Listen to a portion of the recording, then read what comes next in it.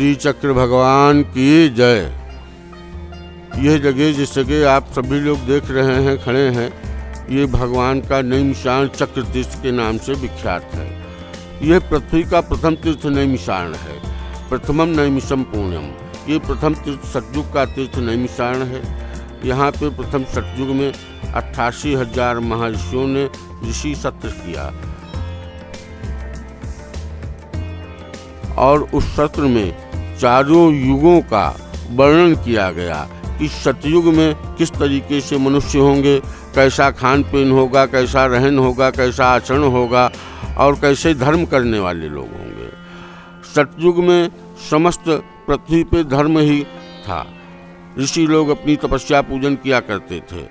सतयुग के बाद त्रेता आता है। त्रेता में धर्म का थोड़ा अभाव हो जाता है और पृथ्वी पे अधर्म की शुरुआत हो जाती है, जिससे समस्त ऋषियों ने आगे आने वाले कलयुग के बारे में विचार किया और अपने अपना मंत्रणा की, जिससे समस्त ऋषियों ने एक मत होकर के भगवान श्री ब्रह्मा जी के पास में जाते हैं और कहते हैं, हे प्रभु, हम लोग कलयुग में ऐसी कोई भूमि का आप लोग हमको बताएं जिससे हम उस भूमि पर बैठ के तपस्या इत्यादि करें और आने वाले समय में कलयुग में धर्म की वृद्धि होती रहे, जिससे समस्त मानव अपने अपने कर्मों के द्वारा कर्म करते रहें और धर्म भी करते रहें। ऐसा विचार करके भगवान ब्रह्मा जी से कहा, हे प्रभु, कोई हमको तपोभूमि बतलाइए जहाँ पे हम लोग बैठ के तपस्या करेंगे। भगवान ब्रह्मा जी ने अपने हृदय में श्री विष्णु भगवान को धारण किया और एक ब्रह्म मनोमय नाम का चक्र उत्पन्न किया। ऋषियों से कहा, ये चक्र जो है पूरी पृथ्वी का भ्रमण करेगा, शोध करेगा। जो तपोभूमि और श्रेष्ठ भूमि होगी वहीं पे इस चक्र की शक्ति जो है पृथ्वी में प्रवेश कर जाएगी। वो आरण्य नाम का वन और जंगल होगा। समस्त देवता उस चक्र के पीछे पीछे चलते हैं। चक्र पूरी पृथ्वी का भ्रमण करता हुआ ये आरण्य नाम का, नवमारण्य नाम का वन और जंगल था। यहाँ पे आदि शक्ति माँ श्री ललिता देवी बैठी तपस्या कर रही थी। उनका ये हवन कुंड बना हुआ था।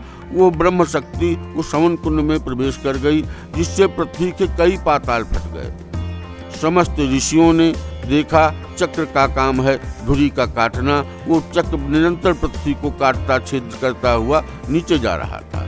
समस्त ऋषियों ने पुनः ब्रह्मा जी का आवाहन किया। ब्रह्मा जी के द्वारा आकाशवाणी होती है, हे ऋषियों, ये शक्ति जो हमने छोड़ी है उस शक्ति को हम नहीं रोक सकते हैं। इसी तीर्थ में, इसी भूमि पे आदि शक्ति माँ ललिता नाम की देवी बैठी तपस्या कर रही हैं। आप समस्त लोग उन माँ ललिता देवी का आवाहन करें, जिससे इस चक्र की शक्ति रुक जाएगी। समस्त ऋषियों ने माँ ललिता नाम देवी का आवाहन किया, पूजन किया। माँ चतुर्भुजी स्वरूप में प्रकट होकर के चक्र की शिखा और चोटी को, तब तक चक्र 6.5 पाताल को काट चुका था, 6.5 पाताल पे ही चक्र को अपनी शक्ति से स्तंभित रोक दिया। यहाँ पे भगवान ब्रह्मा जी की नेमी धुरी चक्र की प्रवेश किए है, इसीलिए इसका नाम नेमी प्लस आरण्य नैमिषारण हुआ। यहीं पे व्यास जी ने 4 वेद 6 7 18 पुराणों का विभाजन करके श्री सत्यनारायण भगवान की कथा को लिखा है, जो सूत जी ने सुनाया है। एकदा नैमिषारण्य ऋषि शौनकादयः प्रपच्छम मुनिम सर्वे सूतम पौराणिकम खलु। यहीं पे 88,000 महर्षियों ने तप करके मनोवांछित फल की प्राप्ति की। मनु और शत्रुपा जी ने यहाँ पे 23,000 वर्ष करके भगवान को पुत्र रूप में प्राप्ति की, जिससे अयोध्या का परागट्य होता है।